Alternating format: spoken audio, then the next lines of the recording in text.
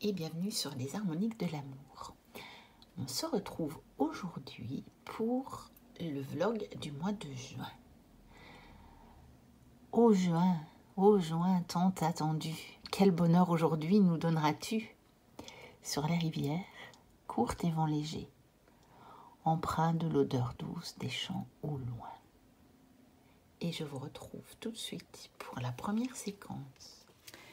Alors, quels sont les fruits et les légumes de ce mois? Bien entendu, là, nous allons commencer à en voir beaucoup. Nous sommes évidemment dans la pleine saison. Et donc, dans mon printemps cosy, donc de Caroline Millet, nous retrouvons bien entendu la fraise, la cerise, le kiwi, la tomate, et au niveau des légumes, nous retrouvons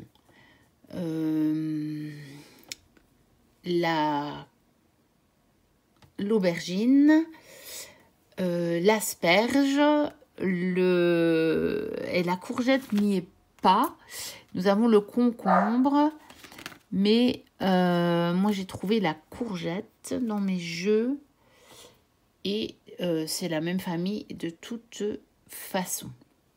Et donc, nous allons aller voir les cartes de ces différents fruits et légumes. Et je les ai trouvés dans ce petit jeu qui me fait toujours sourire, qui s'appelle donc Field Guide to Garden Dragons, de Arwen Lynch et illustré par Stanley Morrison. Et donc, nous allons aller les voir les unes après les autres. Donc, on va commencer par l'asperge. Donc, voilà l'asperge. Et le message de l'asperge. Le dragon asperge nous rappelle de trouver notre meilleur moment pour travailler. On n'a pas besoin d'être rapide dans ce qu'on fait, mais nous devons essayer d'être persévérants. Donc, il faut que l'on reste à ce qu'on a à faire jusqu'à ce qu'on voit justement ce qu'il y a à faire. C'est un bon moment de créer une to-do list et après de la suivre. Et donc, on nous dit que de pouvoir comme ça noter nos priorités va nous apporter de la satisfaction et que chaque chose qu'on va pouvoir checker sur la liste est une victoire. Donc, organiser son travail et s'y tenir. Ensuite, nous avons le dragon cerise. Le dragon cerise nous dit de trouver notre sens de la grâce. Et il nous explique que la grâce est l'endroit à l'intérieur de nous duquel émane la paix. On nous dit que nous sommes dans notre meilleur espace quand la grâce est invoquée et que on peut appeler cette énergie en buvant tranquillement une tasse de thé pendant que nous contemplons la beauté des fleurs de cerisier. Bien sûr, au mois de juin, on va plutôt avoir les fruits que les fleurs. Les fleurs sont déjà fanées. Ensuite, nous avons le dragon aubergine. Là, je vais essayer de mettre pour qu'on les voit bien. Et le message du dragon aubergine nous dit: les têtes se tournent quand cette beauté pourpre et rayonnante se montre.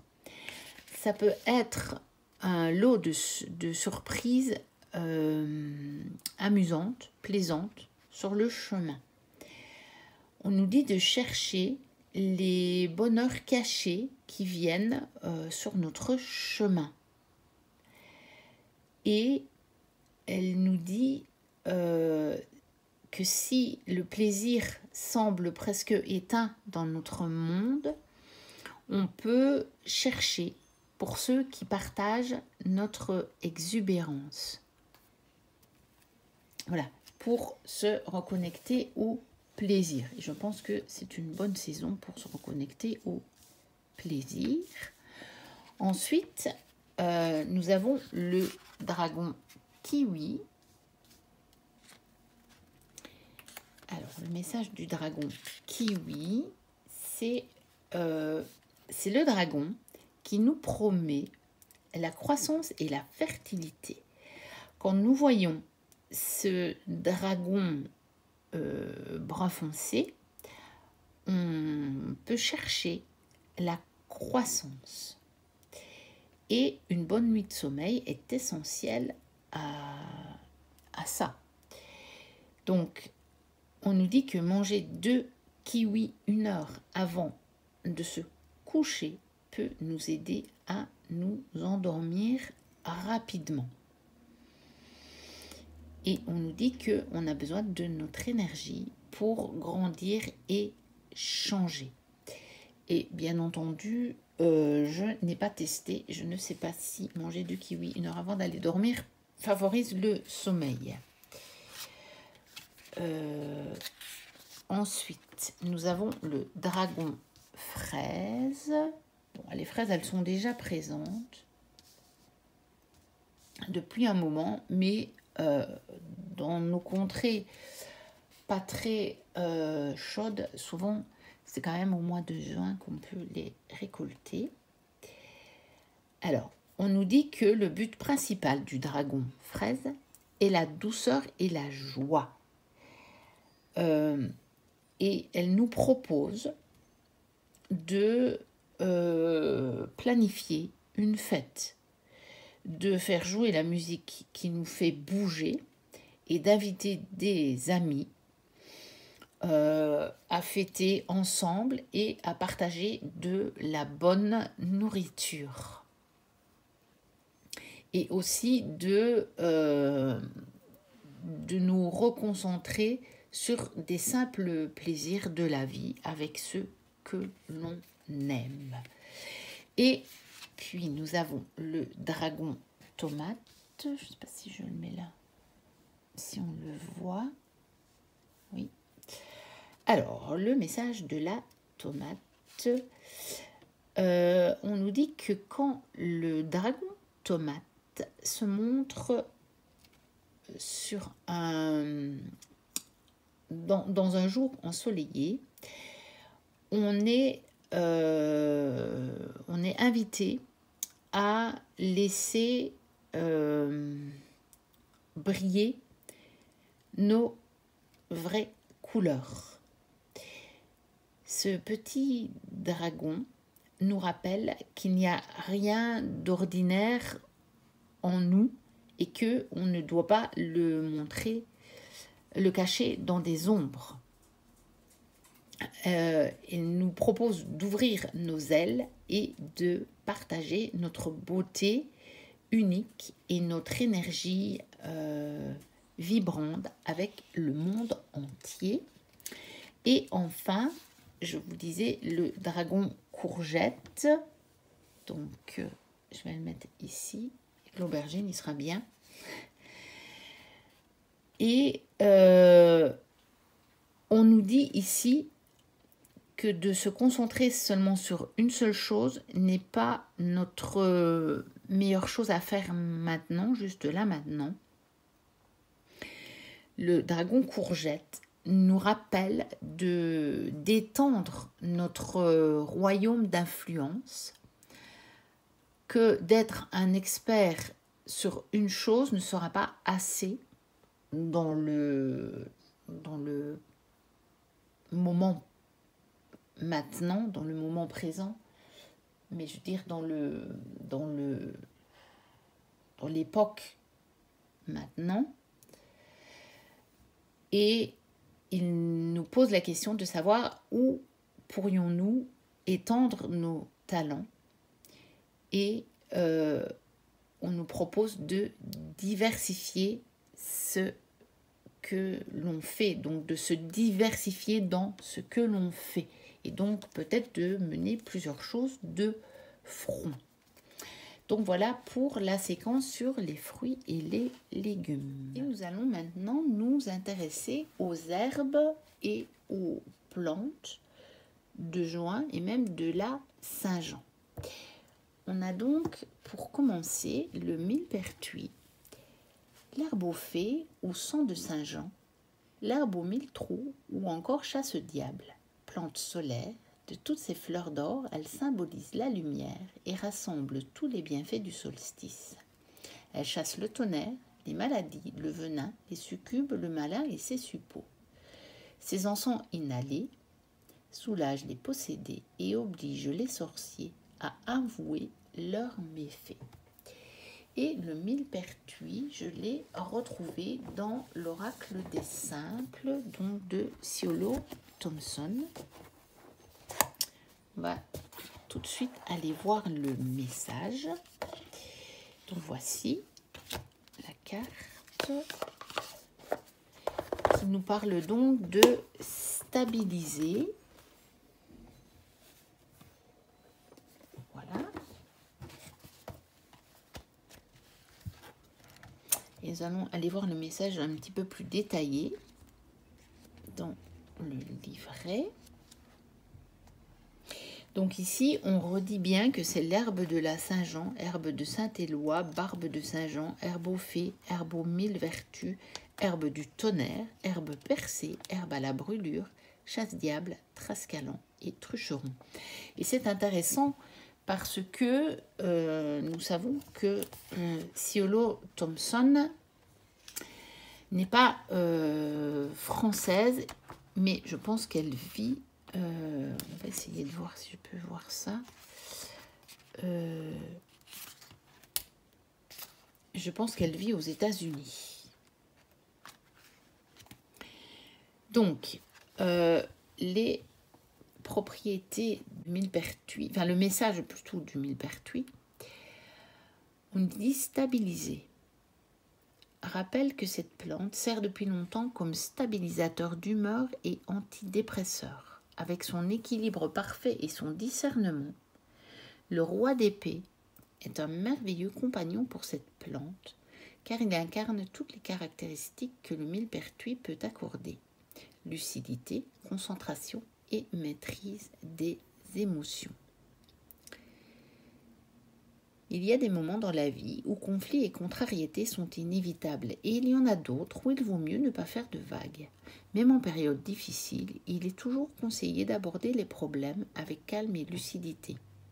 Y a-t-il dans votre vie des éléments stressants ou chaotiques qui vous empêchent de donner le meilleur de vous-même ? Essayez de vous concentrer avec lucidité sur tout ce qui vous apporte plus de stress que d'avantages. Est-ce que ce sont les choses que vous pouvez minimiser ou déléguer à d'autres ? Pour stabiliser votre vie, il peut parfois suffire d'introduire de nouvelles routines ou des systèmes qui vous aident à mieux gérer votre temps et vos ressources.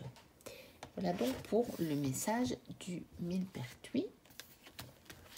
Ensuite, nous avons la verveine, le verbénaire, la consacrée ou tête de Saint-Jean. Elle est très puissante. Il faut l'accueillir en allant à reculons et tracer autour d'elle un cercle, dit Pline, qui ajoute que les magiciens offraient des gâteaux de miel à la terre pendant la cueillette. Elle est devineresse et annonce qui va vivre ou mourir. C'est aussi l'herbe à Vénus. Elle entre dans la confection des filtres d'amour. Il suffit de toucher celui ou celle qu'on aime avec sa tige pour s'en rendre amoureux. De plus, si quelqu'un la porte sur lui, il sera fort vigoureux dans le coït, pourvu qu'il n'ait rien d'autre sur lui que cette herbe. Herbe aux mille vertus, à tout mot, les druides la nommaient Argwen la pure.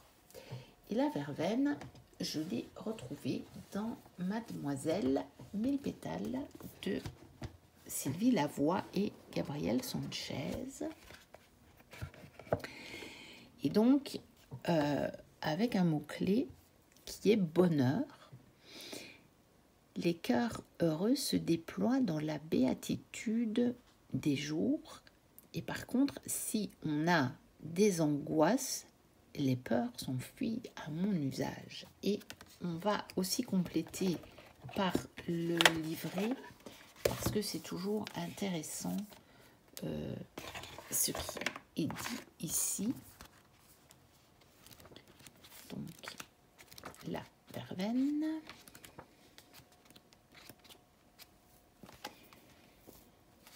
Appelée herbe de la sorcière parce qu'elle entrait dans la composition de filtres d'amour, eh bien dites donc, c'est exactement ce qu'on vient de lire. La verveine au parfum suave possède des grâces attachées au bonheur. Elle équilibre et participe à développer notre potentiel physique, affectif et spirituel. Réussite, désir comblé et pleine satisfaction seront assurés. Tout sera parfait. Ensuite, de garder de la verveine sur soi attire le bonheur et que en offrir un bouquet romantique signifie vous faites mon bonheur. Et au niveau de la santé et des soins du corps, on nous dit que la verveine est la grande amie des nerveux et angoissés. Elle apaise leurs tourments et les aide à mieux dormir. Elle calme les maux de tête dus au surmenage et au stress. Elle assure une meilleure digestion, soulage les diarrhées et les nausées. Et elle aide à atténuer les effets du syndrome prémenstruel. Voilà donc pour la verveine. Et la troisième plante, herbe de la Saint-Jean et donc du mois de juin, est donc la fougère. Et ici, on nous en dit, nous avons cueilli la graine de fougère, dès lors, nous sommes invisibles. Et c'est un texte de Shakespeare. La fougère aux mains de Saint-Jean noue de sa puissance, tout le bouquet d'herbes cueillies. C'est la plus magique de toutes, mais aussi la plus dangereuse à cueillir et à manipuler, car le diable et ses semblables la veillent. Elle fleurit à minuit sonnant. Elle graine et se sème dans l'heure qui suit. Celui qui a recueilli la semence avant qu'elle n'ait touché terre peut se transporter d'un lieu à l'autre aussi vite que le vent, se rendre invisible, connaître le présent et l'avenir, ainsi que savoir les lieux et places où se cachent les trésors. La fougère mâle fait passer les boutons qui se changent en fleurs d'un rouge sombre. À minuit, la fleur s'ouvre, s'épanouit et illumine tout ce qui l'entoure. Cueillie dans l'instant, elle possède plus de secrets et de pouvoirs que l'homme ne peut, grâce à Dieu, imaginer. Le monde en serait bientôt menacé. On raconte que des forestiers avaient réussi à capturer l'enfant d'un homme sauvage qui ne put que s'enfuir mortellement blessé par les pierres qu'il lui jetait. Avant qu'il ne disparaisse dans un gouffre, on l'entendit encore crier « Fils, quoi qu'on te dise, quoi qu'on te force, qu'on te fasse, ne leur révèle jamais à quoi peut servir l'écorce de la fougère. » Et donc, la fougère, je l'ai retrouvée dans l'oracle de la forêt de Soigne.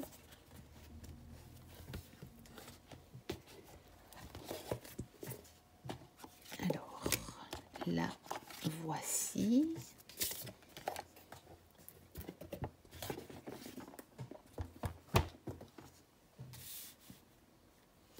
Voilà, et nous allons aller voir son message avec un mot-clé qui est évolution. Je croyais que je n'existais pas, tant je me fondais dans le paysage. Puis, j'ai vu mes frères et mes sœurs dans le vent, déroulés du pied à la tête, et j'ai compris. Je suis aussi vieille que le monde. Maintenant, le message. Vous ne devez pas craindre que le cycle s'interrompe. Il est régulier et se réamorce quand le moment est venu. Soyez confiants. La répétition des choses participe à l'évolution de tout être. Il en va de même pour vous.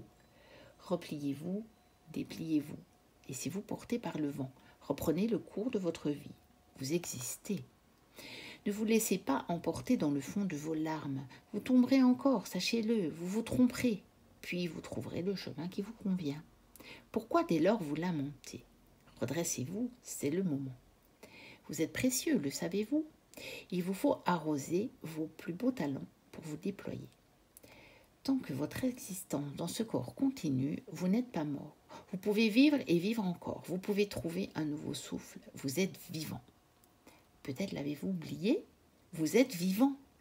Si la mort vous a hésité dans vos rêves, dans vos pensées ou dans la réalité, par exemple à la mort d'un proche, si vous vous sentez happé par la mort, réveillez-vous. Peut-être pas tout de suite, mais bientôt, quand le flux de la vie sera de retour. C'est le cycle de la vie et de la mort qui perpétue notre monde. Ne l'arrêtez pas. Vivez jusqu'à votre mort. Alors, vos frères et sœurs prendront le relais. Le cycle ne s'interrompt jamais. Revenir en son centre. Reprendre de l'ampleur. Revenir encore. Reprendre encore. Vous n'y croyez pas? Essayez et vous verrez. Nous voici arrivés à la fin de ce vlog. N'hésitez pas à liker, à commenter si le cœur vous en dit, à vous abonner si ce n'est déjà fait. Moi, je vous dis à très bientôt pour de prochaines vidéos. Et d'ici là, portez-vous bien. Bye bye.